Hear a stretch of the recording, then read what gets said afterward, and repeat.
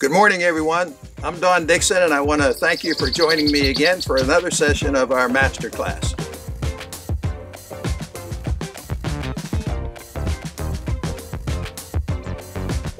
Today we're beginning a brand new study on a new subject, and that subject is presentation of lures. And we're going to be spending quite a bit of time on this subject because I'm not just going to be talking about the methods that are involved, but I'm going to be talking about the how, the when, the why, the where, and all of the multitude of things that make up the proper presentation of lures. I want to review what we've talked about prior to today. Over the last 4 or 5 months we've been talking. I want to go back and review some stuff, but before I want to preface it a little bit by saying that this has stuck with me for quite some time. I once heard a very, very intelligent, smart person say that the definition of genius is the ability to take and simplify that which is complicated. Now, when I first heard that statement, it sort of gave me a clue as to what my job was going to be. When I tried to simplify the genius of Buck Perry, all of his discoveries, he never said anything, number one, that wasn't true and wasn't a fact. He never wrote anything down that wasn't factually proven. But more importantly, he was absolutely for sure in his mind when he said something that is something that is not only very important, but it's something that will never, ever change. And because of his genius, he wrote and said things in a way sometimes that some of us didn't quite get it. And I had the good fortune, of course, as you know, to be able to train underneath him in person. So what I wasn't able to get through my intellectual capability or lack thereof, he just kept pushing and pushing and pushing. And through my experience, I finally got that message, whatever the subject was. And I realized pretty early on that the best thing I could ever do would be to take and try to simplify that which was complicated. So much of what Buck had discovered seemed to be to the average fisherman, especially because we all had been doing it one way for the last 100 years. And all of a sudden, a guy comes along and said, no, that's wrong. Here's what's right. And then with his 200 IQ, he tried to explain it to people like me, and we didn't always get it.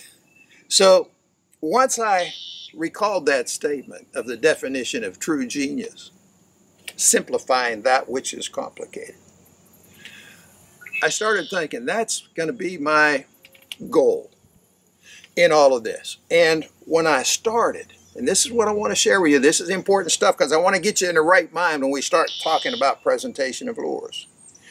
When I first met Buck, you all know the story already. He told me something, and then he went out and proved it to me, and didn't only prove it to me by catching a few fish, but we caught 55 bass in a matter of a few hours out in the middle of the lake in deep water. Something that if he would have just told me that, I would have never accepted it, would have never believed it. But he told me first and then showed me. So from that moment on, how it changed me. And I really always loved fishing. But we fished during the spring and the early summer, and then we went hunting in the fall. I mean, that's how I grew up. My dad instilled a love of the outdoors to me. But I never really realized how much I really did love fishing because I didn't catch that many fish. But I know when I caught one, how I enjoyed it. But that day with Buck, catching all of those big bass in a short period of time, doing something that nobody had ever even contemplated outside of Buck Perry. It told me I've got to share this with everybody I know. I got to tell every one of my friends, man, I found something so good, you're going to have to hear it and you're going to have to do it because, man, catching big fish is a lot of fun. And I was determined not only to learn everything he knew that day. I put it in my mind. I got to learn everything this guy knows. It was so logical. It made so much sense. And then he proved it to me. I got to share this with my friends. And then, as you already know the story, that turned into me getting in the fishing business, going to work for Buck over the years and so on and so forth. I ended up teaching thousands and thousands and tens of thousands of students. And the way I approached it was this. My love for the teaching part of it is so that you can start catching fish like I started catching fish back in 1970. And I can share this with you every clinic I ever did, any school that I ever did, anytime I met on just a one-night little clinic, 2 hours, any fisher person I ever met, man, woman, child, they all had one thing in common, and that was a desire to catch more and bigger fish. That is a universal reason that people came to my schools or my clinics. They wanted to learn how to catch more and bigger fish. So I felt not only that I needed to teach them, but I had an obligation to share what Buck shared with me. But here's what's bringing me to today's talk.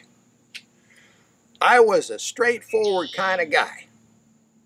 I wanted to get from point A to point B in the quickest amount of time. I didn't want to play around. I didn't want to fool around.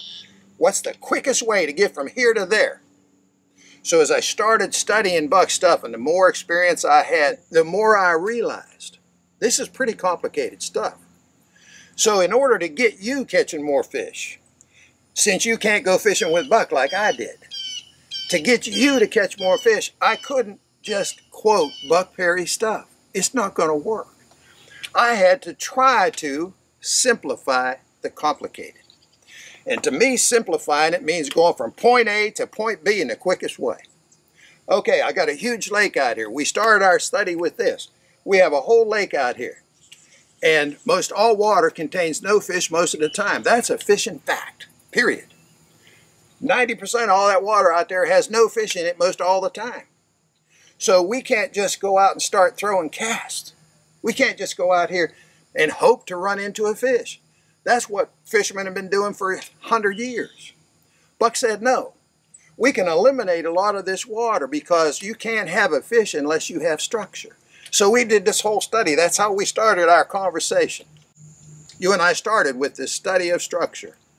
We identified 17 different types of structure. We established there is natural structure, bars, humps, saddles. We also established all of the many different types of man-made structure and how you and I can not only identify them but locate them and thereby eliminate all of this unproductive water. So we had a key to finding our fish. But then once we found those fish, we went from point A to point B. How do we find fish? We find structure, and then we found our fish. So that was our first study. We spent a lot of time on it. But once that's established, and now we know where the fish are, the next area of study was our controls in fishing. What do we have to control once we get to these areas of structure? What do we have to control in order to catch fish? Well, we went through a bunch of different aids, which we termed as aids, size, color, and action. And we ended up with depth and speed as our only true controls in fishing. And let me just remind you once more, I know I said it probably 10 times during that vlog on depth and speed control. But Buck made a statement, and he said it in a way when he was saying it to me personally, that I knew he never wanted me to forget it or shortchange it. It's one of those, it's the final stamp of what he was trying to say about depth and speed. He said, Donnie, boy, don't you ever forget, all fishing success and all fishing failures can be explained in 2 terms, depth and speed control. If you caught a fish, I don't care, 1 fish, 2 fish, 100 fish, if you caught fish, your depth and speed control was right. And if you are not catching fish, your depth and speed control, or one or the other, is not right. And I gave you a bunch of examples, starting with the outside bend in the Mississippi River where I fished for a day and a half without catching a fish. And Buck refused to leave the spot because he said, they're here, but our speed control must not be right. He wanted to make one more pass after a day and a half. When he got to that, don't jump the lure, just turn the reel handle, and we caught 200 fish that afternoon. Speed control. Great examples. That's the reason I shared it with you. Because once we have those kind of examples in our head, we'll never forget them. Depth and speed catches fish. I gave you another example. In my summer school for 5 years, these deep walleyes that we were catching in that current, we were catching on wire line and spoon plugs for 5 years. We couldn't keep them off the hook. But in year number 6, they were there, but we couldn't confirm it because we weren't catching. We'd only catch an occasional fish for the first week. And that's where we got the idea of starting to run the old river rig with wire line. And we ended up catching hundreds and hundreds and thousands of big walleye thereafter, once we got our speed control right. So the difference between a couple of fish and 10,000 fish over the years in that spot with a river rig, it's got to be something that you will never ever forget. Depth and speed control. All success, all failure. Depth and speed.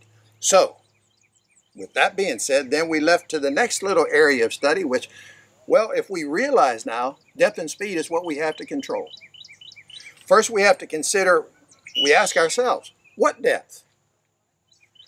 How do we know what depth? Well, we already established that fish change their depth in the body of water, not only day by day, sometimes hour by hour, minute by minute. They're changing depth. We never know what depth they're going to be in today when we're out there on the water. We don't know. So we have to be able to control all depths. And we say to be consistently successful, which is really all that we all want. We have to be consistently successful. We have to be able to check from 0 to 60 feet. Not 0 to 30, 0 to 60. And if we're able to do that, we pretty much are going to catch fish every day. And so much of the time, we're going to be running into the school of fish. And lots of times, they're going to be 35 feet, 40 feet, 45 feet. And we're catching a big school of big fish, all because we're equipped and we're knowledgeable enough to know that we have to check all depths, all speeds, in order to arrive at the fish. Now, with all that being said, we had to come back and say, all right, we know we got to control all these depths of speed. How we do it? What gear do we use? So we came out with the right stuff, and we had a whole study on what's the best rods, how many different types of rods, how many different types of line, what lures do we use, and all of the above that we talked about over the last month. It's the gear that we need to be able to check all these depths and all these speeds. I knew when I started talking about the proper gear, there'd be some resistance in the minds of some fishermen as to what I was about to say. However, keep in mind now, in all of these areas of study, my goal was, how quickly can I get from point A to point B in my study? Because in the end, what I want to do is what you want to do. It's what I wanted to do back in 1970, and it's what every one of my students ever wanted to do. They all had the same basic end result desire, which was to catch more and bigger fish. Well, how can I get to catching more and bigger fish? I had to go through these steps. But now we come to this area of tools. And let me share with you, I can promise you, of all the travel that I did over the years and all of the fishermen I witnessed on all different types of lakes, reservoirs, rivers, everywhere I went, I'm seeing fishermen, and lots of them. And I can tell you without reservation, most of them didn't do a good job controlling their depth and speed because they hurt their chances by using the wrong gear. Even people that heard about all these guys starting to catch all these fish trolling spoon plugs, they bought some spoon plugs, went out and got a casting rod and their real stretchy monofilament line and started trying to troll with a lure that's bouncing on the bottom. Get it hung up and losing lures, and pretty soon after a half a day of that, they quit. They quit their sort of adventure into trolling, mainly because they had the wrong gear. It's just unbelievable how many people have killed their chance before they get on the water because they have the wrong gear. We talked about boats and motors, having a steering wheel. You're killing your chances if you have a steering wheel. And I'm going to talk more and more and more about presentation of lures and how do we actually end up catching more and bigger fish. And keep in mind, I'm interested in going from point A to point B on that. What's the quickest way I can get you catching more and bigger fish? So I'm going to tell you the way it is, the way I experienced it, what I learned from Buck, but more importantly, what I experienced. Because my whole deal was I want to catch fish. I don't like not catching fish. It's not fun. I've actually read a lot of articles where people would say back in the old days, you know, they'd say, boy, we didn't catch any fish today, but boy, we had a great day. It was a beautiful day, you know. Hey, nobody enjoys the outdoors any more than me, but let's be honest. You're not catching fish, you're not having fun. You know, a lot of kids used to come to my clinics, and when I'd take a break, I'd ask them, they really like going fishing with Dad and Mom. And you'd be surprised at how many of these young children told me they really didn't like going. It was boring. They'd rather be doing something else. And that's probably way more relevant today because there's so much more for kids to be doing today than there was back then. But nobody, your children and my kids, they don't like not catching fish. So my job always was I got to get Mom and Dad catching more fish. I got to get them, you know, involved with the truth about catching fish, and then get them out there on the water in the quickest way I can. Get them catching fish as quickly as I can so that all of a sudden now their children become excited about going fishing, which is the way I'd like to see it. And as we review all of that 4 or 5 months, however long we've been talking, as we look back on that, it was all for a purpose, but I did it as quickly as I thought I could without skipping anything, getting from point A to point B. And as we look at the overall point A, point B, I started here, but I want to get you catching fish tomorrow. So with that being said, we're starting our brand new study today, which is presentation of lures. I do want to say this, that it doesn't matter to me, and I know it doesn't matter, never mattered to Buck, whether you or whether I prefer to cast rather than troll, or whether you prefer to troll rather than cast. It makes absolutely no difference. Keep in mind, we're trying to get from point A to point B. Now that we're finally taking all of the knowledge that we've been talking about for the last 5, 6 months, we're going to take it now. We're going out on the water. You and I are going fishing. We're going to go fishing, and our whole idea behind all of this study is so that we can catch more and bigger fish. Now, when you catch those fish, I don't care if you release every one of them. I don't care if you keep a legal limit, take them home and have dinner. It doesn't matter to me. That's up to you. But catching a fish does matter to me. I want you catching fish. I want your kids catching fish. I want you to have fun and want you to be able to go back and be successful. And Buck used to also say that if you don't have some success, it's your desired leisure pastime. If you don't have some success, it could be golf, could be fish, whatever it is, you have to have some success, or eventually you lose interest and you give it up. I don't want to see that happen. And the only way I know I can be happy is when I'm catching fish. I'm not happy when I'm not catching fish. But I realized a long time ago that I had to have this knowledge. Buck says knowledge is the key to success. It truly is. But part of that knowledge is knowing that in order to control all of my depths and speeds, in some instances, there'll only be one efficient way of fishing. If I have a lake that's full of weeds, absolutely chock full of weeds, I can only cast. I can't troll.